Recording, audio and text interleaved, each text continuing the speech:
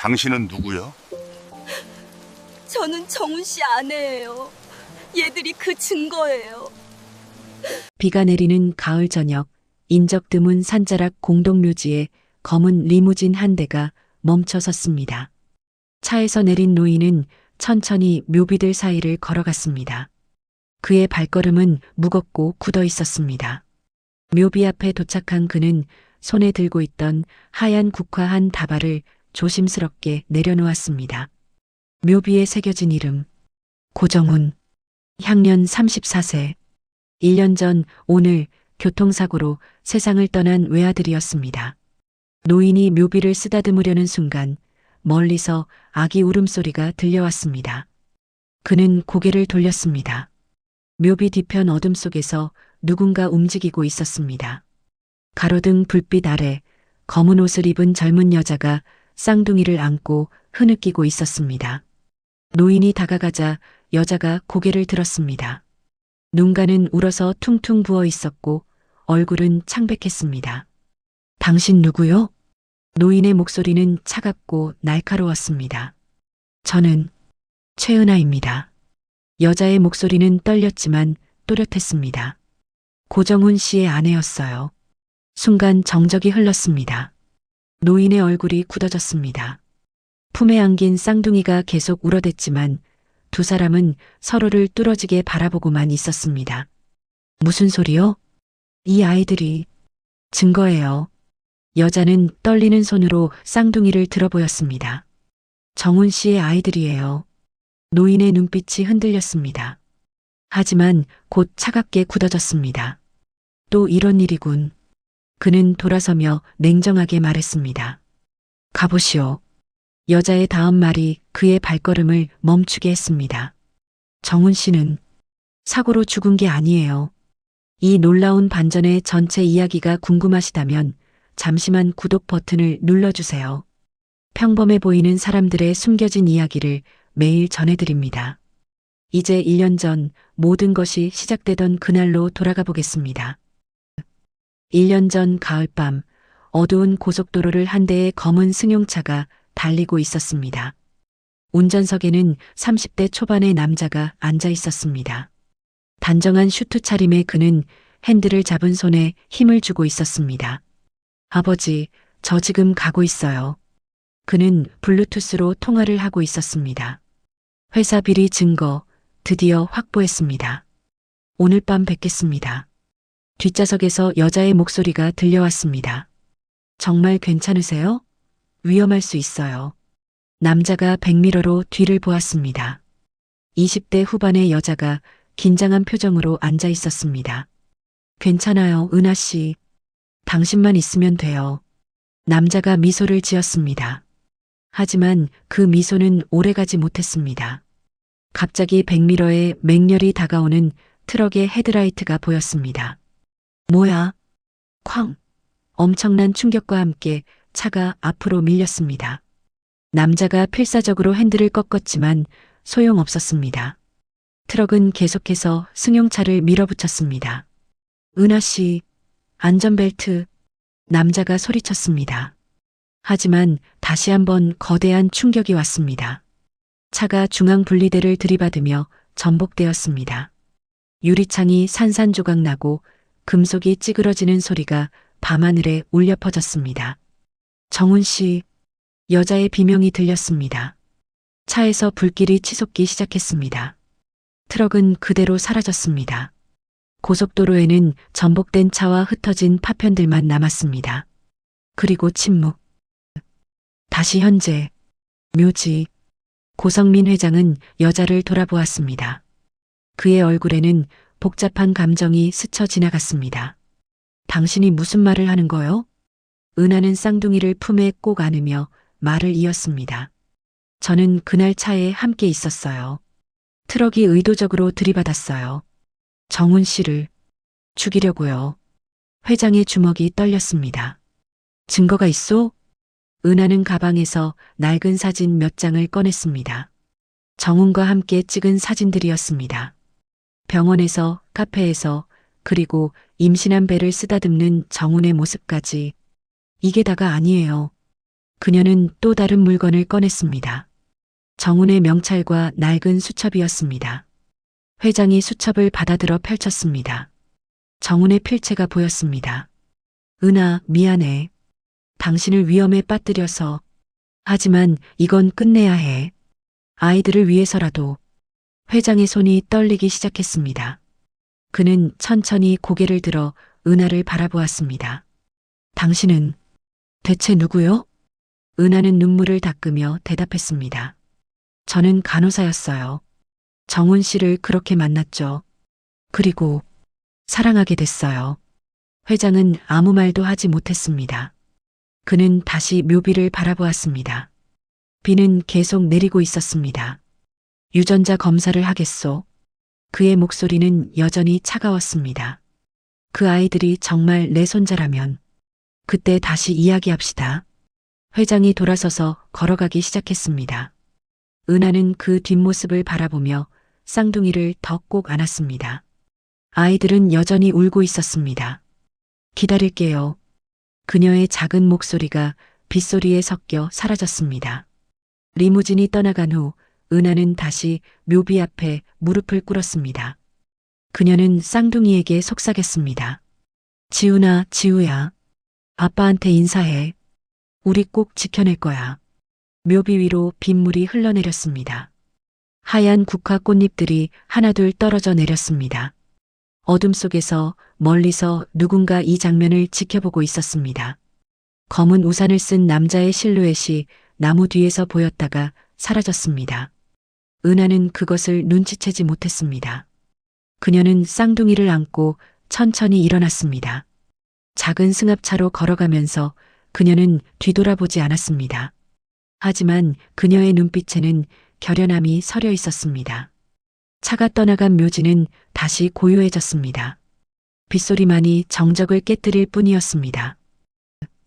1년 전 그날 1년 전 그날 아침은 평범하게 시작되었습니다.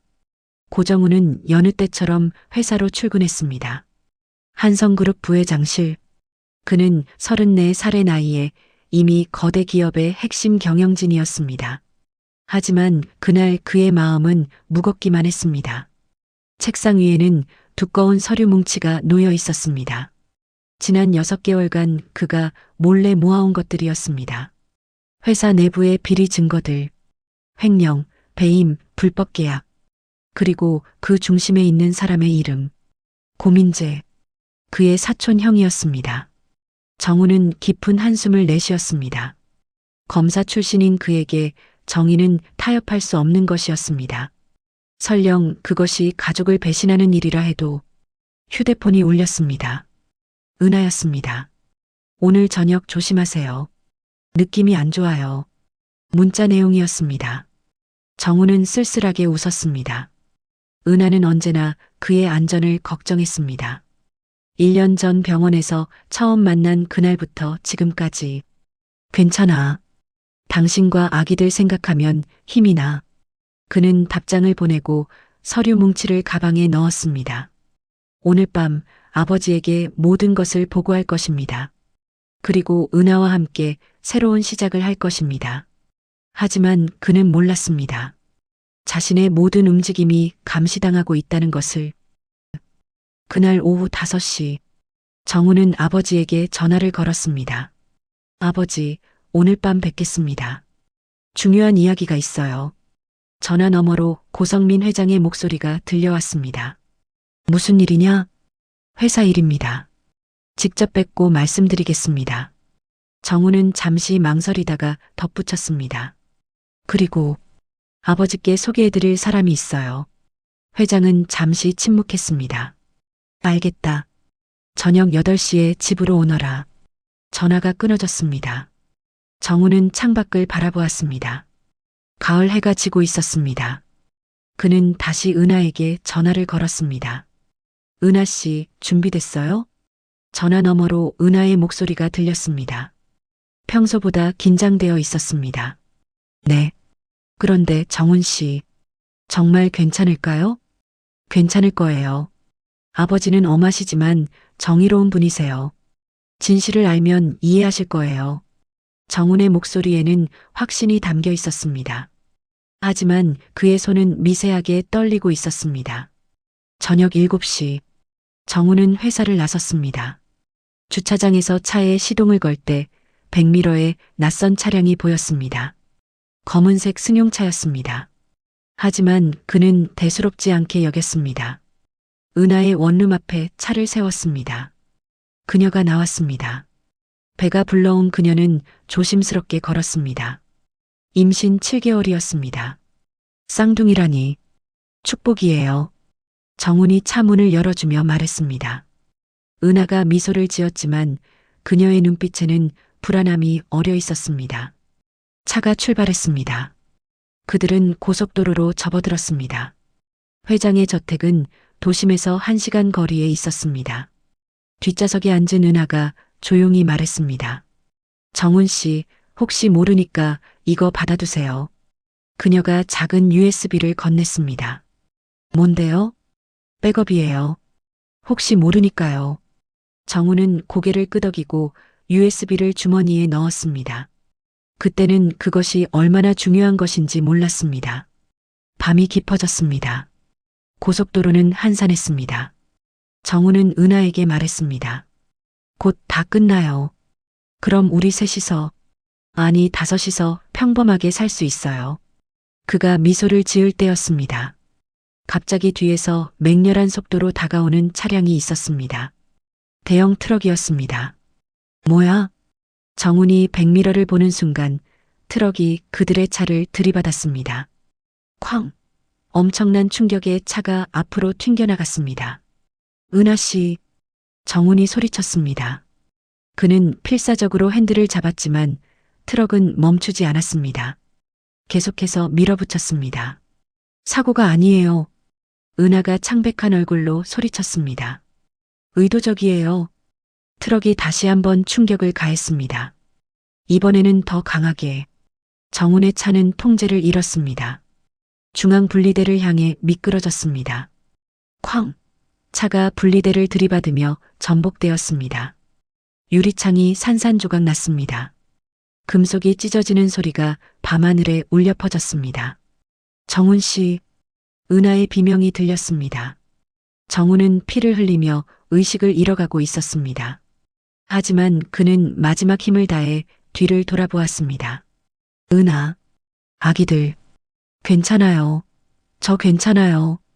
은하가 울면서 대답했습니다. 하지만 그녀도 부상을 입었습니다. 차에서 불길이 치솟기 시작했습니다. 나가요. 정훈이 희미하게 속삭였습니다. 은하는 필사적으로 차 문을 열려고 했습니다. 하지만 문이 찌그러져 열리지 않았습니다. 그때 멀리서 사이렌 소리가 들렸습니다. 누군가 신고한 모양이었습니다. 트럭은 그제야 사라졌습니다. 어둠 속으로 도망쳤습니다.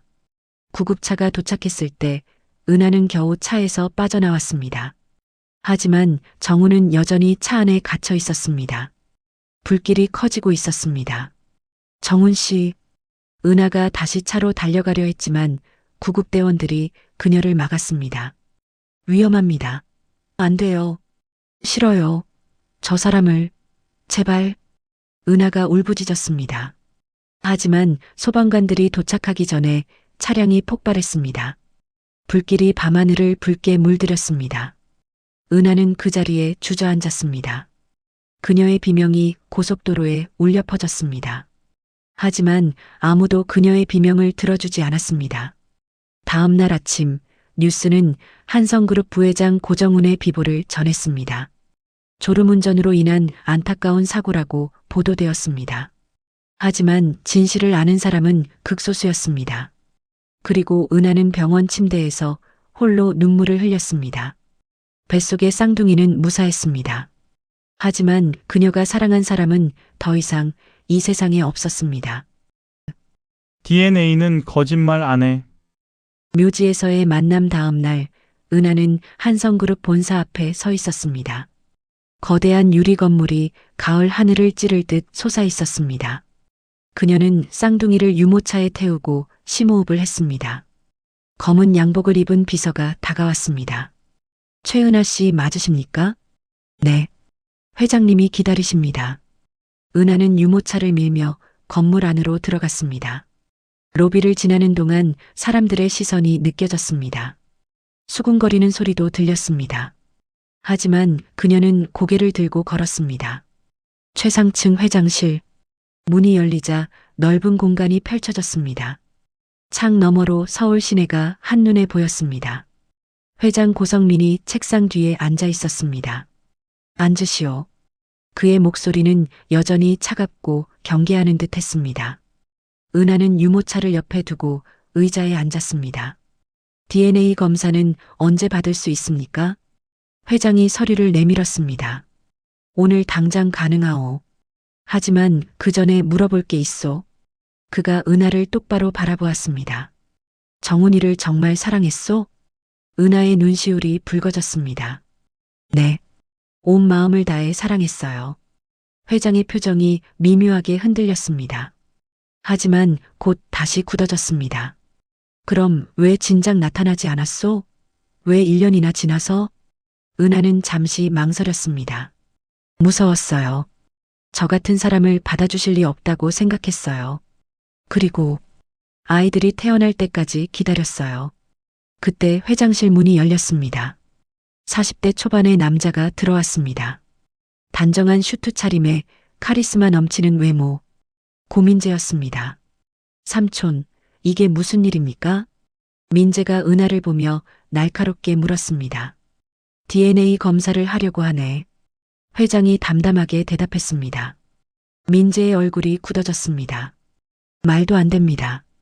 정훈이가 죽고 1년이 지나서 갑자기 나타난 여자를 믿으시겠다는 겁니까? 그래서 검사를 하는 거 아니겠나? 회장의 목소리에 짜증이 섞였습니다. 민재는 은하를 노려보았습니다. 당신 정훈이를 어떻게 알았소? 은하는 침착하게 대답했습니다. 병원에서 만났어요. 정훈 씨가 봉사활동을 오셨을 때요. 민재가 비웃었습니다. 봉사활동? 정훈이가 그런 걸 했다는 얘기는 처음 듣는군요. 회장이 끼어들었습니다. 정훈이는 매달 요양병원에 봉사를 갔었네. 자네가 모를 뿐이지. 민재의 표정이 순간 일그러졌습니다.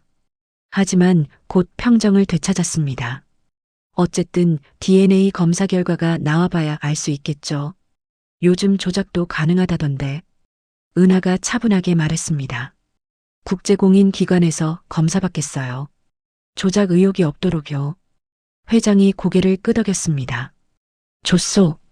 그렇게 하시오. 일주일 후 다시 회장실. 은하는 쌍둥이를 안고 긴장된 표정으로 앉아 있었습니다. 회장은 봉투를 손에 쥐고 있었습니다. 민재도 함께 있었습니다. 결과가 나왔습니다. 회장이 봉투를 뜯었습니다. 서류를 꺼내 읽기 시작했습니다. 그의 손이 미세하게 떨렸습니다.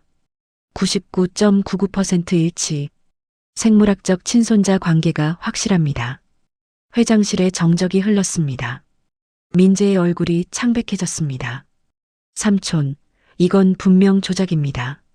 스위스 검사기관이라고 해도 닥치게. 회장이 차갑게 말을 잘랐습니다. 그는 천천히 일어나 창가로 걸어갔습니다. 서울 시내를 내려다보며 한참을 말이 없었습니다. 은하는 가방에서 무언가를 꺼냈습니다. 이것도 봐주세요. 그것은 낡은 수첩이었습니다. 회장이 받아들어 펼쳤습니다. 정훈의 필체였습니다. 아버지께는 아직 말씀드리지 못했다. 은하와 아기들 이야기를. 하지만 곧 용기를 내야겠다. 아버지도 은하를 사랑하실 거라 믿는다. 회장의 눈시울이 붉어졌습니다. 다음 페이지를 넘겼습니다. 아기들 이름을 지었다. 지훈이와 지우. 할아버지 성민의 석자를 따서 지었다. 아버지가 좋아하실까? 회장의 손이 떨렸습니다. 그는 천천히 고개를 돌려 쌍둥이를 바라보았습니다. 아이들은 순진무구한 얼굴로 웃고 있었습니다. 정훈이. 회장의 목소리가 갈라졌습니다. 그는 수첩을 꼭 쥐고 눈을 감았습니다. 민재가 다급하게 말했습니다. 삼촌, 진정하세요. 이건 분명 계획된 사기입니다. 회장이 눈을 떴습니다. 그의 눈빛은 차가웠습니다. 민재, 나가보게. 하지만 삼촌, 나가라고 했네. 회장의 목소리가 회장실에 울려 퍼졌습니다. 민재는 어쩔 수 없이 고개를 숙이고 나갔습니다. 하지만 그의 눈빛에는 분노와 두려움이 섞여 있었습니다. 문이 닫히자 회장은 은하에게 다가갔습니다. 그는 무릎을 꿇고 쌍둥이를 바라보았습니다. 지훈이가 할아버지를 보고 손을 뻗었습니다. 회장이 조심스럽게 그 작은 손을 잡았습니다. 눈물이 그의 뺨을 타고 흘러내렸습니다. 정훈이 닮았구나. 은하도 눈물을 흘렸습니다. 하지만 그녀는 알고 있었습니다. 이것은 시작에 불과하다는 것을, 진짜 싸움은 이제부터라는 것을. 창밖으로 가을 해가 기울고 있었습니다.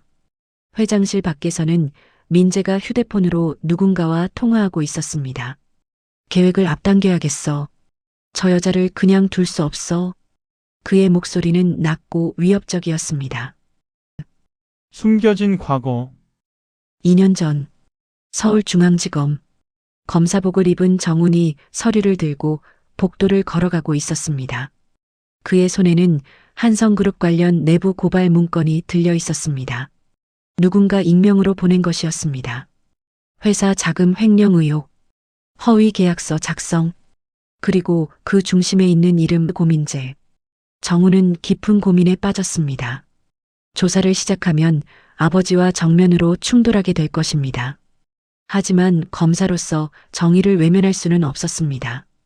그날 저녁 정훈은 아버지를 찾아갔습니다. 무슨 일이냐? 회장은 서재에서 책을 읽고 있었습니다. 정훈은 문건을 내밀었습니다. 아버지, 이것 좀 보세요. 회장이 문건을 받아들어 읽기 시작했습니다. 그의 얼굴이 점점 굳어졌습니다.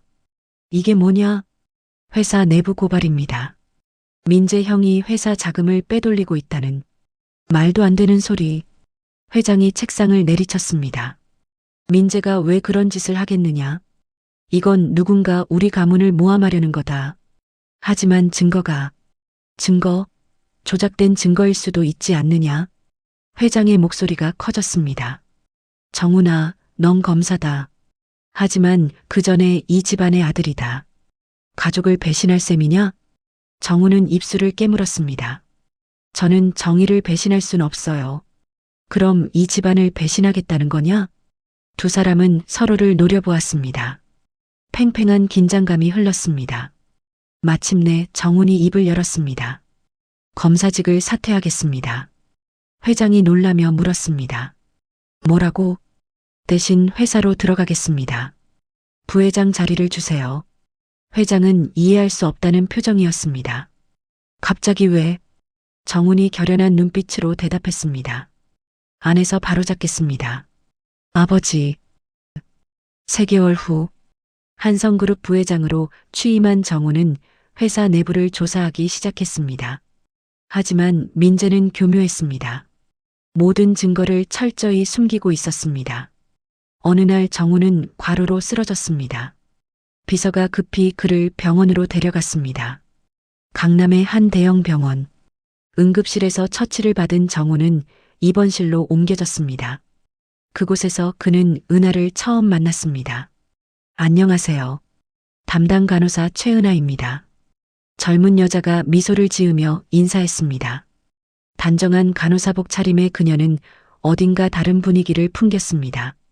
맑은 눈빛이지만 그 안에 무언가 깊은 것이 숨어 있는 듯 했습니다. 과로시네요. 좀 쉬셔야 해요. 은하가 링거를 확인하며 말했습니다. 정훈은 그녀를 바라보았습니다. 쉬고 싶어도 쉴 수가 없어서요. 무슨 일 하시는데요? 회사 경영이요. 복잡한 문제들이 많아서. 은하는 알 수 없는 미소를 지었습니다. 마치 그의 모든 것을 알고 있다는 듯한 표정이었습니다. 그래도 건강이 우선이에요. 건강을 잃으면 모든 걸 잃는 거예요. 정훈은 그녀의 말에 고개를 끄덕였습니다. 이상하게도 그녀와 이야기하면 마음이 편안해졌습니다. 그 후로 정훈은 자주 병원을 찾았습니다. 표면적으로는 정기 검진이었지만 사실은 은하를 보기 위해서였습니다. 그녀와 이야기를 나누면 복잡한 생각들이 정리되었습니다. 은하 씨, 당신은 특별해요. 어느 날 정훈이 말했습니다. 제가요? 그냥 평범한 간호사인데요. 은하가 웃었지만 그녀의 눈빛은 흔들렸습니다. 아니에요. 당신은 다른 사람들과 달라요. 마치 모든 걸 알고 있는 것 같아요. 은하는 잠시 침묵했습니다. 그녀는 무언가 말하려다가 멈췄습니다. 정훈 씨, 조심하세요. 갑작스러운 말이었습니다. 무슨 말이에요? 당신 주변에 위험한 사람이 있어요. 정훈이 놀라며 물었습니다. 어떻게 알았죠? 은하는 대답하지 않았습니다. 그녀는 그저 정훈을 걱정스럽게 바라볼 뿐이었습니다. 그날 밤 정훈은 은하가 단순한 간호사가 아니라는 것을 직감했습니다. 하지만 그는 묻지 않았습니다. 그저 그녀가 자신을 걱정해준다는 것만으로도 충분했습니다. 시간이 흐르면서 두 사람은 가까워졌습니다. 정훈은 회사의 비리를 조사하고 은하는 그런 그를 지켜봤습니다. 언제나 그의 곁에서 어느 봄날 병원 옥상 정원에서 정훈이 물었습니다. 은하 씨, 당신은 정말 누구예요? 은하는 벚꽃이 흩날리는 하늘을 바라보며 대답했습니다. 그냥 당신을 걱정하는 사람이에요. 정훈은 그녀의 손을 잡았습니다. 나도 당신이 걱정돼요. 당신에 대해 아무것도 모르는데 이상하게 놓치고 싶지 않아요. 은하의 눈에 눈물이 맺혔습니다. 정훈 씨, 저는 뭐든 괜찮아요. 당신의 과거가 어떻든 지금 내 앞에 있는 당신이 전부예요. 은하는 더 이상 참지 못하고 그의 품에 안겼습니다. 그녀는 알고 있었습니다. 이것이 인물을 넘어선 감정이라는 것을. 하지만 멈출 수 없었습니다. 6개월 후 은하는 임신 사실을 알게 되었습니다. 그것도 쌍둥이였습니다. 정훈은 기뻐하며 그녀를 안았습니다. 결혼해요. 은하 씨. 하지만 저는 아무 걱정 마요. 내가 다 책임질게요. 당신과 아이들을. 은하는 눈물을 흘렸습니다. 행복의 눈물이었지만 동시에 두려움의 눈물이기도 했습니다. 그녀는 알고 있었습니다. 자신의 정체가 밝혀지면 모든 것이 끝날 수도 있다는 것을. 하지만 그날은 행복했습니다. 두 사람은 미래를 꿈꾸며 웃었습니다. 아직 그들은 몰랐습니다. 그 행복이 얼마나 짧게 끝날지를. 박소영의 등장. DNA 검사 결과가 나온 지 사흘 후 은하는 쌍둥이를 재우고 작은 원룸에 앉아 있었습니다. 회장은 아이들을 받아들이기 시작했지만 여전히 거리를 두고 있었습니다. 시간이 필요하다고 했습니다. 은하는 창밖을 바라보았습니다. 가을비가 내리고 있었습니다. 정훈이 죽던 날도 이렇게 비가 왔었습니다. 초인종이 울렸습니다. 은하는 경계하며 문을 열었습니다. 문 앞에는 30대 중반으로 보이는 단정한 여성이 서 있었습니다. 검은 코트를 입고 우산을 들고 있었습니다. 최은하 씨 맞으시죠? 여자가 조심스럽게 물었습니다. 누구세요? 저는 박소영이라고 합니다. 정훈 오빠의 옛 약혼녀였어요. 은하의 표정이 굳어졌습니다. 정훈은 과거에 약혼녀가 있었다는 이야기를 한 적이 있었습니다. 3년 전 파혼했다고. 무슨 일이세요? 소영은 주변을 살피더니 낮은 목소리로 말했습니다. 안에서 이야기해도 될까요? 중요한 걸 전해드리려고 왔어요. 은하는 잠시 망설이다가 문을 열었습니다. 소영이 들어와 주변을 둘러보았습니다. 좁은 원룸 구석에 놓인 아기 침대, 생활의 흔적들. 앉으세요. 은하가 의자를 권했습니다. 두 여자는 마주 앉았습니다.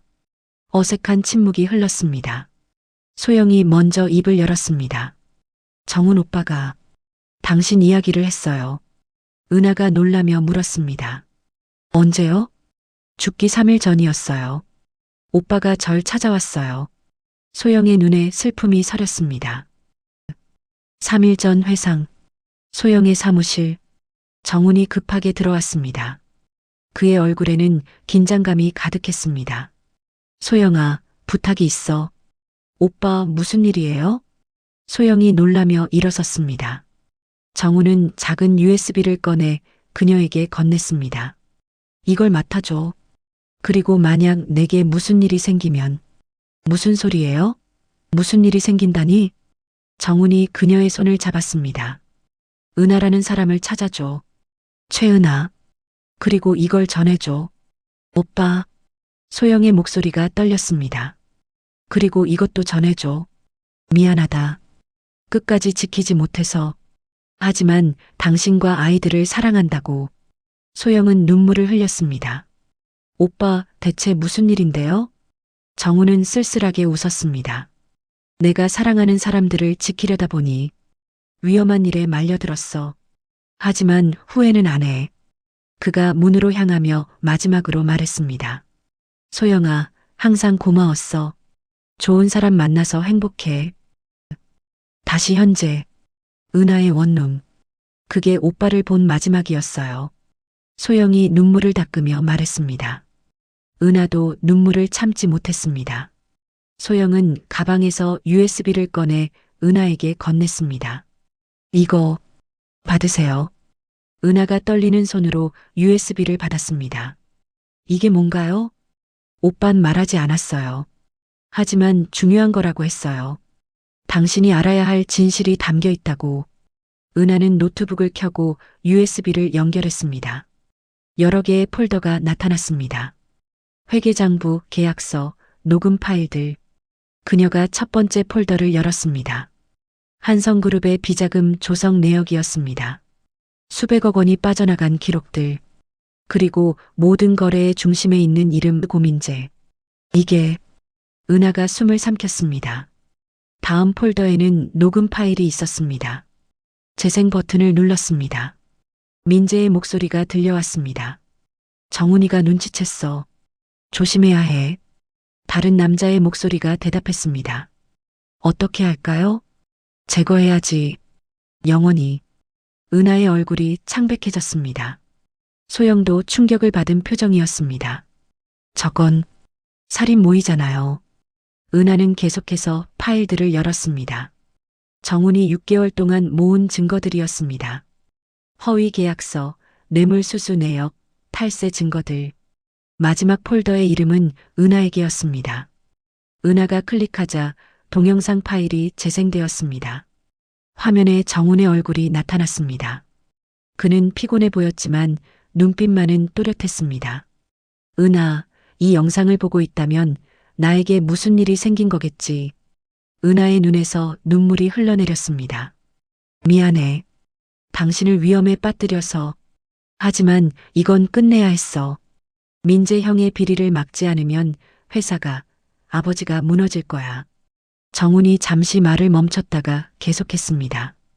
이 USB에 모든 증거가 있어. 경찰에 넘겨줘. 그리고 우리 아이들을 잘 키워줘. 미안해, 아빠 노릇도 못하고 가서. 그의 목소리가 떨렸습니다. 사랑해, 은하. 당신과 아이들이 내 인생 최고의 선물이었어. 행복했어? 영상이 끝났습니다. 은하는 화면을 부여잡고 흐느꼈습니다. 소영도 눈물을 닦았습니다. 한참 후 은하가 고개를 들었습니다. 그녀의 눈빛이 변했습니다.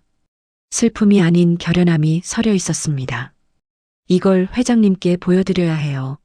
소영이 걱정스럽게 물었습니다. 하지만 위험하지 않을까요? 고민재가 가만히 있지 않을 텐데. 은하가 USB를 꼭 쥐며 말했습니다. 그래도 해야 해요. 정훈 씨가 목숨 걸고 모은 증거예요. 헛되게 할 순 없어요. 소영이 은하의 손을 잡았습니다. 도와드릴게요. 오빠를 위해서라도. 두 여자는 서로를 바라보며 고개를 끄덕였습니다. 창밖으로 비는 계속 내리고 있었습니다. 하지만 그들의 마음속에는 희망의 불씨가 타오르고 있었습니다. 진실을 밝힐 시간이었습니다. 정훈의 마지막 메시지. 다음 날 아침 은하는 쌍둥이를 유모차에 태우고 한성그룹 본사로 향했습니다. 손에는 USB가 들려 있었습니다. 소영이 함께했습니다. 회장실 앞에 도착하자 비서가 막아섰습니다. 죄송합니다. 회장님께서 지금 중요한 회의 중이십니다. 하지만 은하는 물러서지 않았습니다. 꼭 봐야 할 게 있다고 전해주세요. 정훈 씨가 남긴 것이라고요. 비서는 잠시 망설이다가 안으로 들어갔습니다. 곧 다시 나와 문을 열어주었습니다. 들어가세요. 회장실에는 회장과 민재가 함께 있었습니다. 두 사람은 서류를 보며 이야기를 나누고 있었습니다. 은하와 소영이 들어오자 민재의 얼굴이 굳어졌습니다. 박소영? 당신은 여기 왜? 회장이 손을 들어 민재를 막았습니다. 무슨 일이요, 은하 씨? 은하는 USB를 꺼내 회장 책상 위에 놓았습니다. 정훈 씨가 남긴 겁니다. 회장님께서 꼭 보셔야 해요. 회장이 USB를 집어들었습니다. 민재가 다가서려 했지만 회장의 차가운 눈빛에 멈춰 섰습니다. 여기서 보여드리겠습니다. 은하가 노트북을 꺼내 연결했습니다. 첫 번째 폴더를 열었습니다. 회계장부가 화면에 나타났습니다. 회장의 얼굴이 점점 굳어졌습니다. 그는 화면을 뚫어지게 바라보았습니다. 이게 뭐냐? 회사 비자금 내역입니다. 지난 3년간 빠져나간 돈이에요.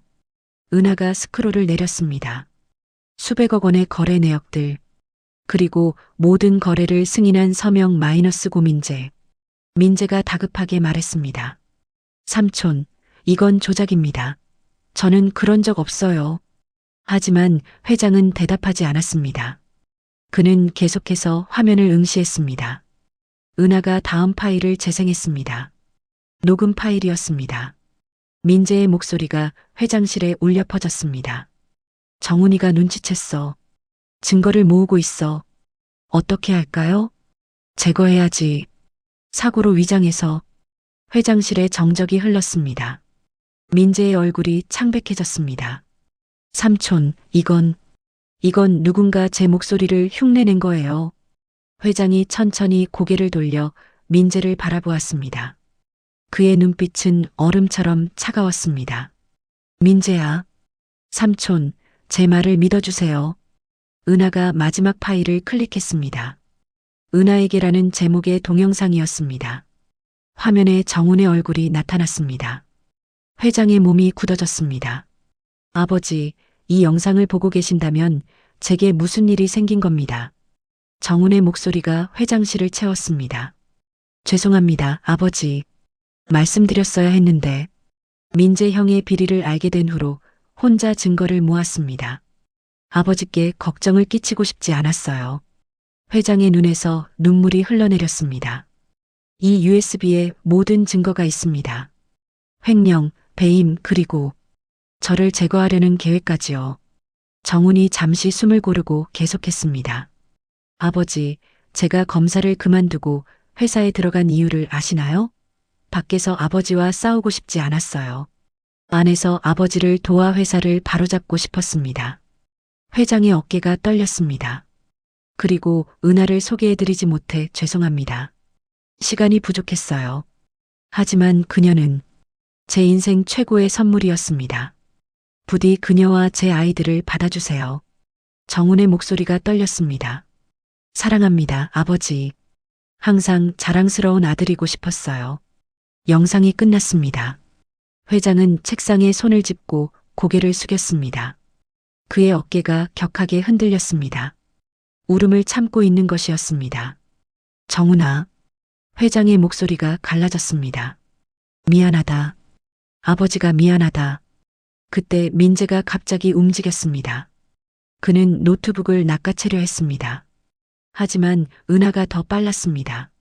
그녀는 순식간에 민재의 손목을 잡았습니다. 민재가 놀라며 소리쳤습니다. 이게 무슨...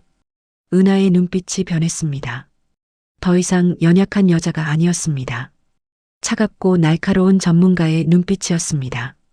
가만히 계세요. 그녀의 목소리도 달랐습니다. 회장이 놀라며 은하를 바라보았습니다. 은하 씨, 당신은... 저는 정훈 씨를 지키는 임무를 받았었어요. 은하가 민재를 밀어내며 말했습니다. 하지만 임무 중에 진짜 사랑하게 됐어요. 회장의 눈이 커졌습니다. 소영도 놀란 표정이었습니다. 민재가 비웃었습니다. 역시 사기꾼이었군. 국정원 요원이라고? 말도 안 돼. 은하가 주머니에서 신분증을 꺼내 보였습니다. 국가정보원 비공식 요원 증명서였습니다. 회장이 떨리는 목소리로 물었습니다. 그럼 정훈이를 지키려 했어요. 하지만 실패했어요. 은하의 눈에서 눈물이 흘렀습니다. 죄송합니다. 제가 무능해서 정훈 씨를 잃었어요. 회장은 천천히 일어나 은하에게 다가갔습니다. 그리고 예상치 못하게 그녀의 손을 잡았습니다. 아니요. 당신 탓이 아니요. 정훈이가 당신을 사랑한 이유를 알겠소. 민재가 문으로 달려가려 했습니다. 하지만 문이 열리며 경찰들이 들어왔습니다. 소영이 미리 신고해둔 것이었습니다. 고민재 씨 횡령 및 살인 교사 혐의로 체포합니다. 경찰이 수갑을 채우자 민재가 소리쳤습니다. 삼촌, 저는 회사를 위해서 정훈이가 회사를 망치려고. 회장이 차갑게 말을 잘랐습니다. 닥치거라. 넌 더 이상 내 조카가 아니다. 민재는 끌려가며 계속 소리쳤지만 아무도 귀 기울이지 않았습니다. 회장실에는 회장과 은하 그리고 소영만 남았습니다. 회장은 창밖을 바라보며 말했습니다.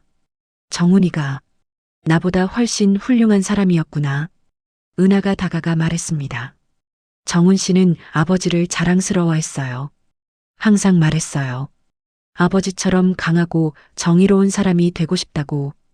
회장이 고개를 돌려 은하를 바라보았습니다.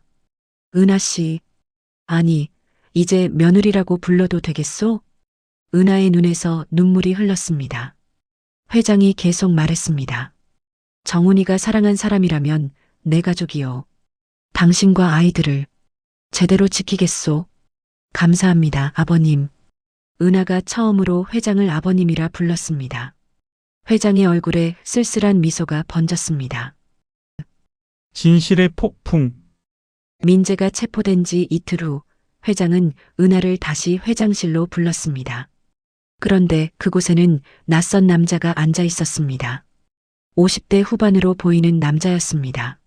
수척한 얼굴에 깊은 피로가 서려 있었습니다. 이분은 강철수 씨요. 정훈이의 경호를 맡았던 사람이요. 회장이 소개했습니다. 철수는 은하를 보자 고개를 숙였습니다. 죄송합니다. 제가 도련님을 지키지 못했습니다. 은하는 그를 바라보았습니다. 그의 눈에는 1년간 짊어진 죄책감이 가득했습니다. 무슨 일이 있었나요? 그날 밤에 철수는 깊은 한숨을 내쉬고 이야기를 시작했습니다. 1년 전 그날 저녁 철수는 정훈의 차를 뒤따라가고 있었습니다. 별도의 차량으로 일정 거리를 두고 경호하는 것이 그의 임무였습니다. 하지만 그날은 이상했습니다. 고속도로로 접어들자 뒤에서 대형 트럭이 계속 따라왔습니다. 철수는 불안감을 느꼈습니다. 도련님, 뒤에 수상한 차량이 있습니다. 그가 무전으로 보고했습니다. 하지만 정훈은 대수롭지 않게 여겼습니다. 괜찮아요. 그냥 고속도로니까 그런 거겠죠. 철수는 계속 경계했습니다. 그리고 그의 불안감은 현실이 되었습니다. 트럭이 갑자기 속도를 높이며 정훈의 차를 들이받았습니다. 도련님, 철수가 소리쳤습니다. 그는 급히 차를 가속했습니다. 하지만 그때 또 다른 차량이 나타나 그의 차를 막았습니다. 검은 승용차였습니다. 비켜! 철수가 경적을 울렸지만 소용없었습니다. 검은 차는 그를 길 한쪽으로 밀어붙였습니다. 철수의 차가 갓길로 밀려났습니다. 그 사이 트럭은 정훈의 차를 계속 공격했습니다. 마침내 정훈의 차가 중앙분리대를 들이받으며 전복되었습니다. 철수는 필사적으로 차를 몰았습니다. 검은 차를 피해 정훈에게 가려 했습니다. 하지만 검은 차에서 내린 남자들이 그를 둘러쌌습니다. 누가 시켰어? 철수가 소리쳤습니다. 남자들은 대답하지 않았습니다. 그들은 철수를 차에서 끌어냈습니다. 도련님, 도련님, 철수가 울부짖었습니다. 하지만 남자들은 그를 붙잡고 있었습니다. 멀리서 정훈의 차에 불길이 치솟는 것이 보였습니다. 결국 구급차와 소방차가 도착했고 남자들은 사라졌습니다. 철수가 달려갔을 때는 이미 늦었습니다. 다시 현재 회장실. 그게 전부입니다. 제가 무능해서 도련님을 잃었습니다. 철수가 눈물을 흘렸습니다.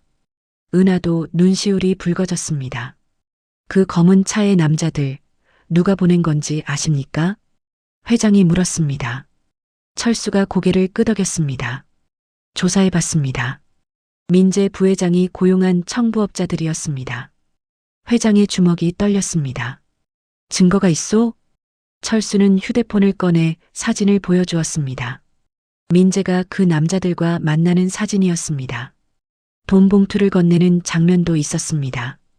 1년 동안 추적했습니다. 그리고 드디어 증거를 모았습니다. 은하가 조용히 말했습니다. 저도 그날 밤 이상함을 느꼈어요. 모두가 그녀를 바라보았습니다. 은하가 계속 말했습니다. 사고 직전 정훈 씨가 뭔가 느낀 것 같았어요. 핸들을 꺾으려 했어요. 마치 피하려는 것처럼. 그녀의 목소리가 떨렸습니다. 하지만 트럭이 너무 빨랐어요. 저는 정훈 씨를 구하지 못했어요. 회장이 일어나 창가로 걸어갔습니다. 서울 시내가 발 아래 펼쳐져 있었습니다. 그는 오랫동안 침묵했습니다. 민재를. 회장의 목소리가 낮게 울렸습니다. 끝까지 처벌하겠소. 법정 최고형을 구형하도록 하겠소. 그가 돌아서며 철수와 은하를 바라보았습니다. 두 분 모두 정훈이를 지키려 했소. 그걸로 충분하오. 철수가 고개를 저었습니다. 아닙니다. 저는 실패했습니다. 회장이 그의 어깨에 손을 올렸습니다. 이제 그만 자책하시오. 대신 내 손자들을 지켜주시오. 다시 경호실장을 맡아주십시오. 철수가 놀라며 고개를 들었습니다. 하지만 저는 정훈이가 믿었던 사람이요. 나도 믿겠소. 철수의 눈에 눈물이 고였습니다. 그는 깊게 고개를 숙였습니다. 명심하겠습니다. 은하가 일어나 회장에게 말했습니다. 아버님, 이제 정훈 씨께 모든 걸 말씀드려야 해요. 회장이 고개를 끄덕였습니다. 그래요. 아들에게 제대로 작별 인사를 해야겠소. 그날 오후 회장과 은하, 그리고 쌍둥이는 함께 묘지를 찾았습니다. 철수와 소영도 동행했습니다. 묘비 앞에 선 회장은 무릎을 꿇었습니다. 그는 묘비를 쓰다듬으며 말했습니다. 정훈아, 아버지가 늦었구나. 내가 옳았어. 민재의 비리를 내가 먼저 알아봤어야 했는데. 그의 목소리가 떨렸습니다. 미안하다. 내가 검사를 그만둔 이유도, 은하를 사랑한 것도 이제야 이해했어. 은하가 쌍둥이를 안고 옆에 섰습니다. 지훈이가 묘비를 향해 작은 손을 뻗었습니다. 정훈 씨, 아이들 잘 키울게요. 당신처럼 정의롭고 따뜻한 사람으로요. 바람이 불어왔습니다. 나뭇잎들이 흩날렸습니다. 마치 정훈이 대답하는 것 같았습니다. 회장이 일어서며 은하를 바라보았습니다. 이제 시작이요. 정훈이가 꿈꾼 회사를 만들겠소. 당신도 함께 해주시겠소? 은하가 고개를 끄덕였습니다. 그게 정훈 씨의 꿈이었어요. 5사람은 묘비 앞에서 오랫동안 서 있었습니다. 슬픔 속에서도 희망이 피어나고 있었습니다. 진실은 밝혀졌습니다. 이제 남은 것은 새로운 시작뿐이었습니다. 새로운 가족. 6개월 후 법정에서 고민재에게 징역 25년이 선고되었습니다. 횡령, 배임, 그리고 살인교사. 모든 죄목이 인정되었습니다. 민재는 끝까지 항변했지만 증거는 명확했습니다. 방청석에 앉아있던 회장은 조카가 끌려가는 모습을 지켜보았습니다. 슬픔과 안도감이 교차했습니다. 정의는 실현되었지만 가족을 잃은 아픔은 여전했습니다. 은하가 그의 손을 잡았습니다. 이제 끝났어요, 아버님. 회장이 고개를 끄덕였습니다. 그래요. 정훈이도 이제 편히 쉴 수 있겠지. 법정을 나서는 2사람 앞으로 기자들이 몰려들었습니다. 플래시가 터졌습니다. 회장님, 후계자는 누가 됩니까? 회장이 마이크 앞에 섰습니다. 한성그룹은 앞으로 투명하게 경영될 것입니다. 전문 경영인 체제로 전환하겠습니다. 그가 은하를 바라보며 계속했습니다. 그리고 고정훈 사회공헌재단을 설립합니다. 제 며느리 최은하 씨가 이사장을 맡을 것입니다. 기자들이 술렁거렸습니다. 은하가 놀라서 회장을 바라보았습니다. 아버님, 이게 정훈이가 원하던 거요. 정의롭고 따뜻한 회사. 회장의 목소리는 확고했습니다. 1년 후, 강남에 세워진 고정훈 재단 건물 앞에는 많은 사람들이 모여 있었습니다. 제막식 날이었습니다. 은하는 단상에 서서 연설을 했습니다. 그녀는 더 이상 연약한 싱글맘이 아니었습니다. 당당하고 자신감 넘치는 재단 이사장이었습니다. 고정훈 재단은 정의와 사랑을 실천합니다. 어려운 가정의 아이들을 돕고 부당함에 맞서 싸우는 사람들을 지원합니다. 박수가 터져 나왔습니다. 청중석 첫 줄에는 회장이 쌍둥이를 무릎에 앉히고 있었습니다. 이제 두 돌이 된 지훈이와 지우는 할아버지 품에서 웃고 있었습니다. 할아버지, 지훈이가 작은 손으로 회장의 뺨을 툭툭 쳤습니다. 회장은 행복한 미소를 지었습니다. 평생 차가웠던 그의 얼굴에 따뜻함이 가득했습니다. 옆에는 철수가 경호를 서고 있었습니다. 그는 다시 경호실장으로 돌아와 쌍둥이를 지키고 있었습니다. 이번에는 절대 실수하지 않을 것입니다. 소영도 함께 있었습니다. 그녀는 재단의 법무이사로 일하고 있었습니다. 정훈에 대한 사랑은 이제 다른 형태로 승화되었습니다. 그가 꿈꾼 세상을 만드는 것. 제막식이 끝난 후 모두가 재단 건물 로비에 모였습니다. 벽면에는 정훈의 대형 사진이 걸려 있었습니다. 웃고 있는 그의 모습이었습니다. 은하가 사진 앞에 서서 속삭였습니다. 정훈 씨, 우리 해냈어요. 당신의 꿈을요. 회장이 쌍둥이를 안고 다가왔습니다. 정훈아, 내 아이들이 훌륭하게 자라고 있다. 할아버지가 잘 지켜줄게. 지우가 정훈 사진을 가리키며 말했습니다. 아빠, 은하의 눈에 눈물이 고였습니다. 그녀는 딸을 안아 올렸습니다. 그래, 아빠야. 하늘에서 우리 지켜보고 계셔. 그날 저녁 가족들은 함께 묘지를 찾았습니다. 정훈의 이주기였습니다. 묘비는 깨끗이 정리되어 있었습니다. 신선한 꽃들이 놓여 있었고 묘비 옆에는 작은 벤치가 설치되어 있었습니다. 회장이 무릎을 꿇고 묘비에 손을 댔습니다. 정훈아, 아버지 왔다. 손자들 데리고 왔어. 지훈이와 지우가 할아버지 옆에 앉았습니다. 아이들은 묘비를 만지며 중얼거렸습니다. 아빠, 우리 왔어요. 은하가 쌍둥이 옆에 앉아 말했습니다. 정훈 씨, 아이들이 많이 컸죠?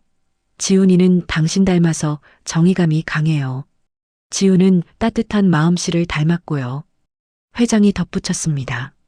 내가 사랑한 사람들, 내가 잘 지키고 있다. 약속한다. 바람이 불어왔습니다. 따뜻한 봄바람이었습니다. 벚꽃 꽃잎들이 흩날렸습니다. 소영이 꽃다발을 놓으며 말했습니다. 오빠, 행복하세요. 우리도 행복할게요. 철수도 경례를 올렸습니다. 도련님, 이번엔 제대로 지키고 있습니다. 5사람과 2아이는 묘비 앞에서 오랫동안 서 있었습니다. 석양이 묘비를 황금빛으로 물들이고 있었습니다. 지훈이가 작은 손으로 무언가를 그렸습니다. 땅바닥에 꽃을 그린 것이었습니다. 아빠 선물이에요. 은하가 아들을 안으며 눈물을 닦았습니다. 회장도 눈시울을 붉혔습니다. 해가 지기 시작했습니다. 그들은 천천히 일어났습니다. 다음 주에 또 올게요, 정훈 씨. 은하가 마지막 인사를 했습니다. 차로 돌아가는 길 지우가 물었습니다. 할아버지, 아빠는 언제 와요? 회장이 손녀를 안아 올리며 대답했습니다. 아빠는 늘 우리 곁에 있단다. 하늘에서 지켜보고 계셔. 그럼 우리 볼 수 있어요? 회장이 하늘을 가리켰습니다. 별이 하나 반짝이기 시작했습니다. 저기 봐. 가장 밝은 별이 아빠야. 지훈이와 지우가 별을 바라보며 손을 흔들었습니다. 아빠 안녕. 은하는 아이들을 바라보며 미소 지었습니다. 슬픔은 여전했지만 이제는 희망도 함께 있었습니다. 차가 출발했습니다. 묘지는 어둠 속으로 잠겼습니다. 하지만 묘비 위에는 별빛이 내려앉고 있었습니다. 정우는 떠났지만 그가 남긴 사랑은 계속되고 있었습니다. 그의 아이들이, 그의 가족이, 그의 꿈이 살아 숨쉬고 있었습니다. 그것으로 충분했습니다. 사랑은 죽음보다 강했습니다.